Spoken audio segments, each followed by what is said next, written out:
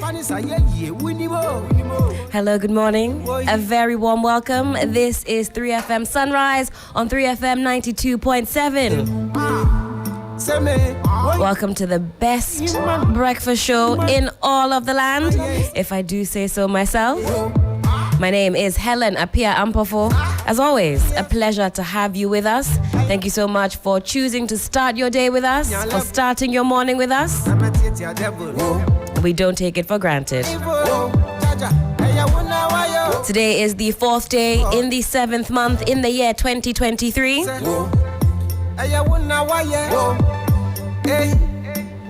Happy 4th of July to all of our American listeners. And watching nobody. Would you be sour botina and watch it? Any cocoa cotina that just yo. To mommy, that's why I watch nobody. Well, it's a seemingly clear and fine day here in Adisawe in Kanda. Could be different where you are. Connect with us. Join us via the socials. We're on Facebook, Twitter, and also on Instagram. All of your thoughts, comments, suggestions, they're very, very welcome. So do keep them coming.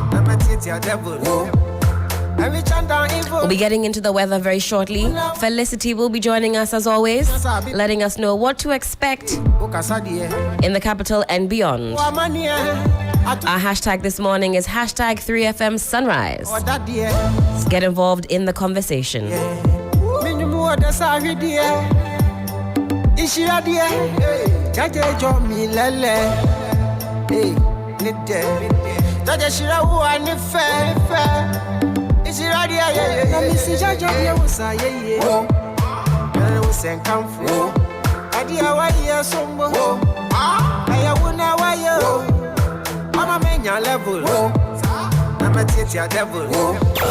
All right, let's get stuck straight in. Felicity is on the line. She'll be letting us know what to expect by way of weather. Felicity, good morning. Hello, hope you're well. Good morning. Yes, I'm better today than yesterday. What about you?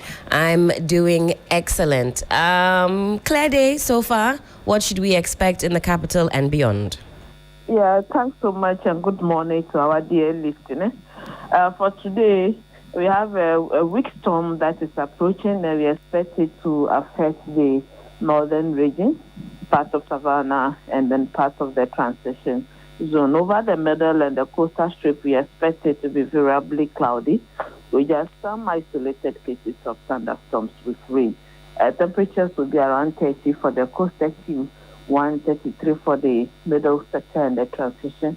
The north, we expect it to be around 34 degrees Celsius. Still, the state of the sea is expected to be rough, so we expect fisher folks to be careful. Though today most of them will be relaxing, but those that they need to be extra careful.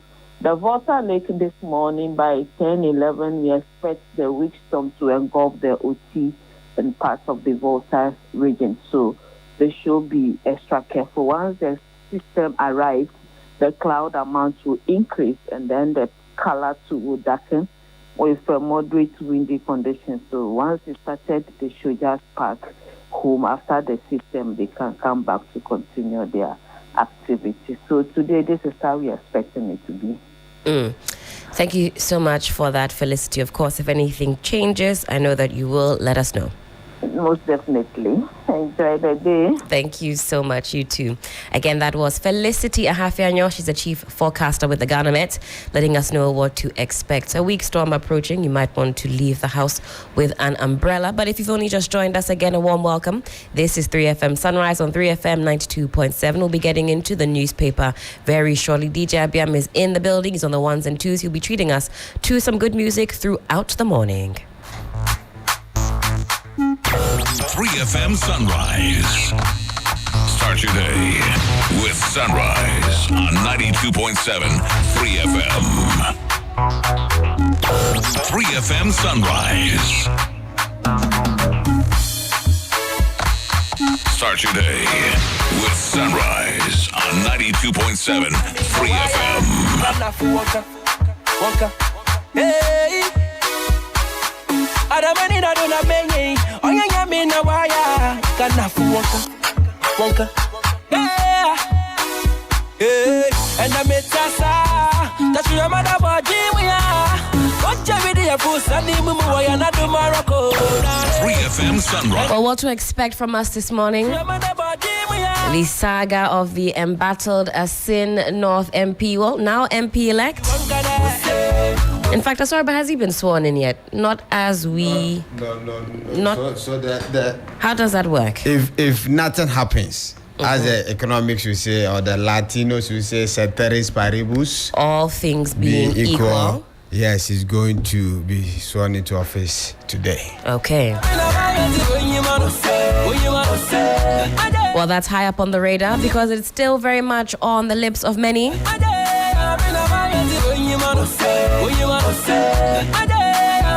Many legal experts still weighing in on the matter. We'll be talking about it today, so do stick with us. We have all of the relevant updates right here on 3FM Sunrise on 3FM 92.7. And as we gear up also to the 3FM Baby Fair, we'll be talking about nutrition, we'll be talking about babies, we'll be talking about our young ones. It's going to be very exciting for sure, so do stick with us again this morning. But let's get stuck straight in. I've got the daily guide and the daily graphic this morning. Let's start off with the daily graphic, shall we? The front page has this to say: OSP investigates over 150 cases. Charles Bisu Edibuahin probes completed. We'll get into that story as we progress. GCB posts strong performance. DDEP hits hard. Our money woes are still very much with us. Integrate business value to drive society. Professor Duncan there speaking. 11.5 million euro Adaklu Waya water facility commissioned. It's in the center spread. We'll get into that. The daily guide this morning. Appeals court blocks Opuni trial fresh start. Alan Bawumia grilled on presidential bids. And Otumfuo to visit Trinidad and Tobago.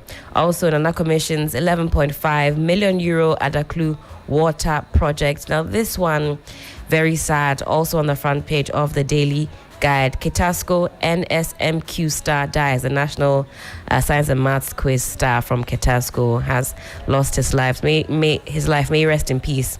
The late James Lutrot is also pictured here on the front page. Such a shame. It's a very painful one indeed, Helen. And anytime a young person dies, I feel so bad. You know, I think that man has to live and enjoy the fullness of life. I agree. But however, I always say that it's not about how long you live, but how well you live. So I always say that, yes, it's good to pray for long life. It's a good thing. But if you look into the Bible, there's this man who is believed to have outlived everybody. In fact, he's the person to have lived for long. Methuselah, yeah. Apart from the fact that Methuselah lived long, what else can you talk about him? I wonder what Methuselah used to eat for breakfast for such long life. You know, so no matter how long you live, life is still short. Correct. It's a very important thing I want all of us to get. Even if you're going to live like 200 years, it's still short. There's going to be more 200 years after you. Methuselah died almost at the age of 1,000, and the world is so many years after his death. This Methuselah, how do we verify this? He lived to almost 1,000. Yes, yes. You and I were not there. And yet, Roman form pipe, almost so yenim so yejidi. Father Kanye just so yenim so yejidi. When you go online and you type in Methuselah, you see, I don't know, this is what they're depicting him to look like. Very old with a big long beard. Is that how old you also want to be as well? But up to 1,000. Oh, in fact, of all the numbers, in the world, the one that excites me most is 88. Okay. So if I'm able to live up to 88 years, I will love it. With 88, you can achieve anything. I wish you lived to be 92.7. Hallelujah. Amen. But I prefer 88. Just 88. May you live to be 92.7. Amen. Amen to the 88. Hallelujah. Let's get into the stories. This one here is an editorial talking about the FDA cracking the whip. It's something that's near and dear to my heart because people will often seek out medication without getting proper supervision or seeking the advice of a doctor to their detriment. I know that there was once a documentary on the BBC. I've forgotten what country. Were they focusing on Ghana? They might have been actually, where they gathered a lot of these drugs that they sell by the wayside sort of, for all types of ailments. And when they were tested in the lab, the number of impurities that were found were uncountable.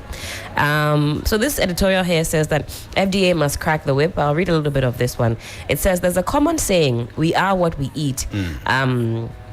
Food safety is paramount in the development of any country, and this is why the Food and Drugs Authority was set up to ensure that the food we eat does no harm to us. Recently, the FDA raised a health alert on the drying of flour on the pavement of roads. The flour, being the main ingredient for tozafi, which is a popular food in Ghana, is often dried along the pavements of highways. This is often done at the mercy of the weather, dust generated by passers-by, who use such pavements, contaminants, and so on and so forth, rodents, animals, all of that. The way that we cook our food, preserve our food, it's making us unwell. Seriously, food safety is a big challenge in our part of the world. And you know the way our food culture is. You can just wake up one day and decide to find a table, a pan, and then start preparing wache and start selling it, and nobody will really pay attention to whether you have gone through the necessary, procedure to be able to vend food. That's right. But there are laws regulating food vending. But as to how they are applied, that is where the challenge is. And we, the onus lie on us as individuals, okay, to ensure that wherever we are buying from is hygienic and whatever we are eating contains the nutritional balance that we need. That's right. And again, I think that when it comes to the issue of food, the economic situation has a lot of influence on where, when, and how you eat. You say we're not able to afford the more clean, more healthy, more suitable options. A lot of people are even scared of such, options. Hey, the way this place, they look neat and, the see flavor, the way the woman is neatly dressed. They said if it's not by the gutter, they get the way they're flavoring. This one, the food will be expensive. Okay, that's what they are thinking. If you look at the way this place is neat, the food will be expensive. Okay. And then, so let me just take the next option. You just go and buy. But you are what you eat. Correct. And if you don't eat well, you never live well. So as for this, is very, very important. I think Food and Drugs Authority has a lot to do. That's right. Education, advocacy, and then law enforcement. Well, they are working. Page 13 here says that the FDA has suspended Anointed Family sachet water. So if you're familiar with this, if it's something that you buy or you're going out to buy water, do take note. Well, the Food and Drugs Authority, FDA, has suspended the operations of Anointed Family water. It's produced at New Botiano.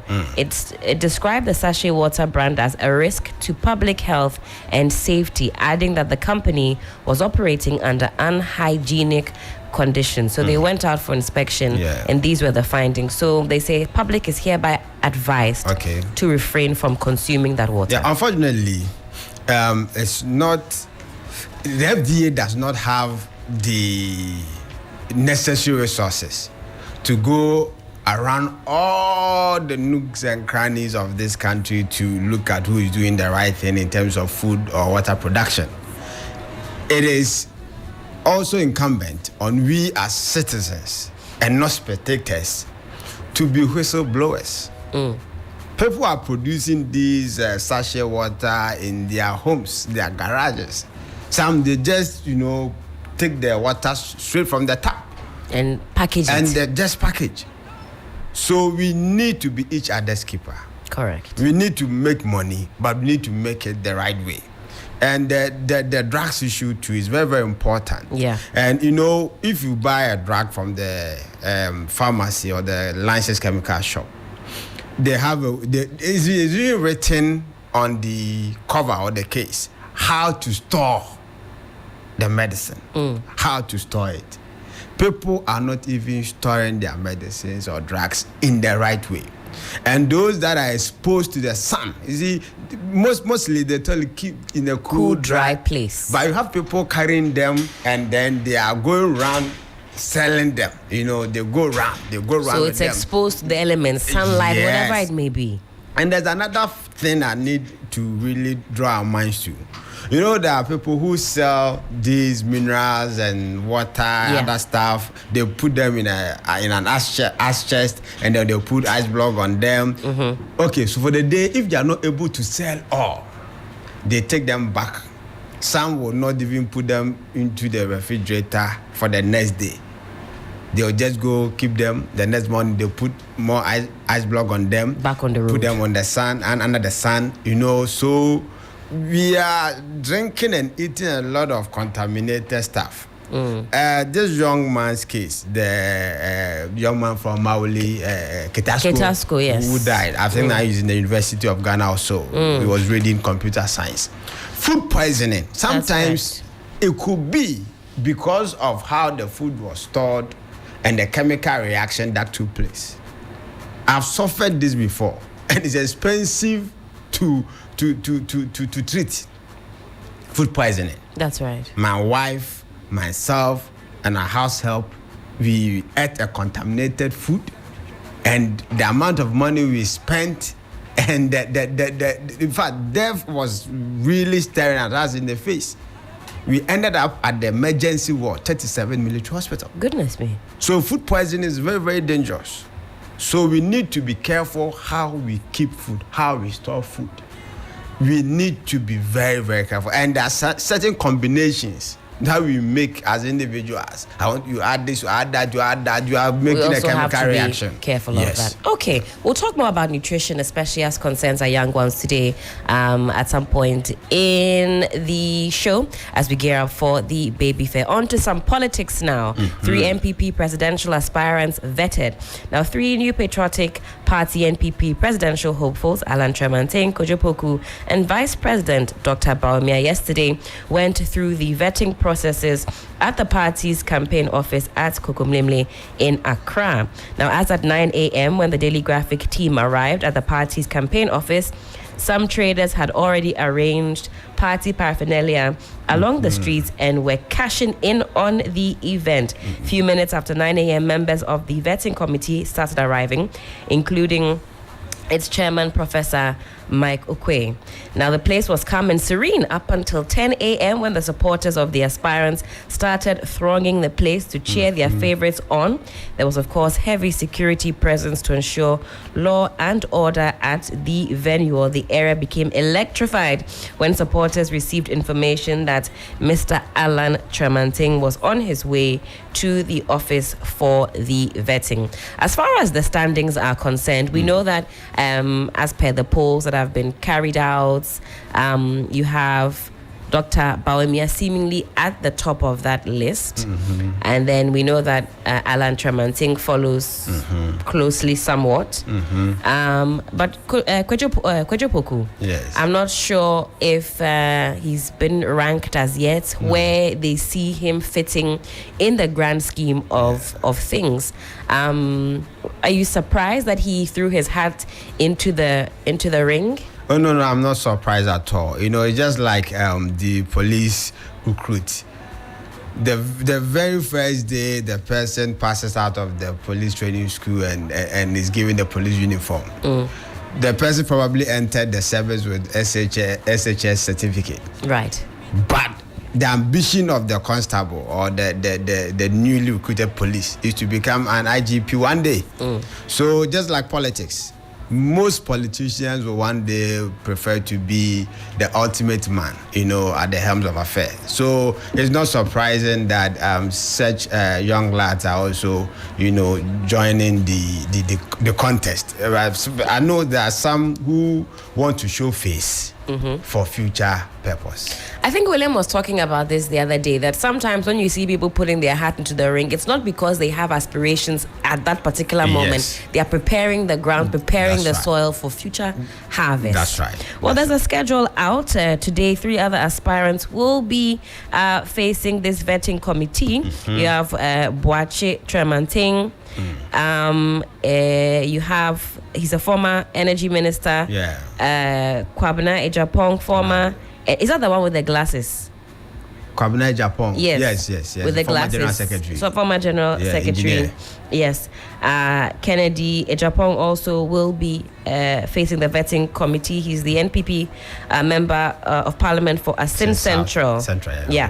So they will be taking their turns. Others will also be facing the fire later on in the week. It's something that, of course, we have our eyes and ears on. Can you imagine the vetting results coming out and Alan Kojo Martin is disqualified, or Kennedy Ejapong or Dr. Baumia disqualified? Never. So are there some people? Who do you think is going to be disqualified?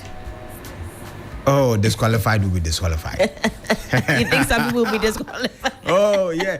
As far as they've made it known to us that they are going to trim the number down. So definitely. So that's what I'm asking. Who do you think will be cut out of the race? But also, I'm also thinking, what if they all perform creditably? They all do well with the vetting, and if, let's say, maybe the pass mark or the threshold is, let's say, 70%, and all of them get 70%, are they still going to? I mean, they've at one point had 17 aspirants before, so it's not something that is far-fetched for them. Maybe if all the candidates do pass, like you say, pass the threshold, they pass the mark, they will be allowed to go forward. But this is a very keenly contested race, and the next few weeks are going to be very, very interesting. Stick with us. This is your Election Command Center. We're covering it from all angles. We talked at length about vote buying, especially because it was a prominent feature in the just ended by-election in Asin North. There's a piece here on page 18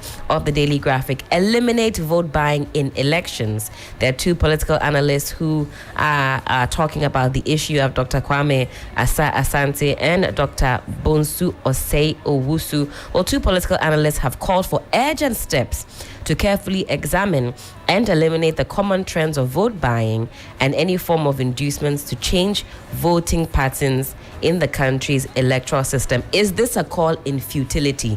Are we just to accept that this is one par for the course? This is what happens. It is what it is. Because there were several police stationed in Asin North when some of these exchanges were being made. Do we just accept that it is what it is? I don't think we should accept that it is what it is, but it is what it is. It is what it is. It is happening. It has happened. It's happening, and it is down the grassroots. It's not something that is only peculiar to national politics. No, right.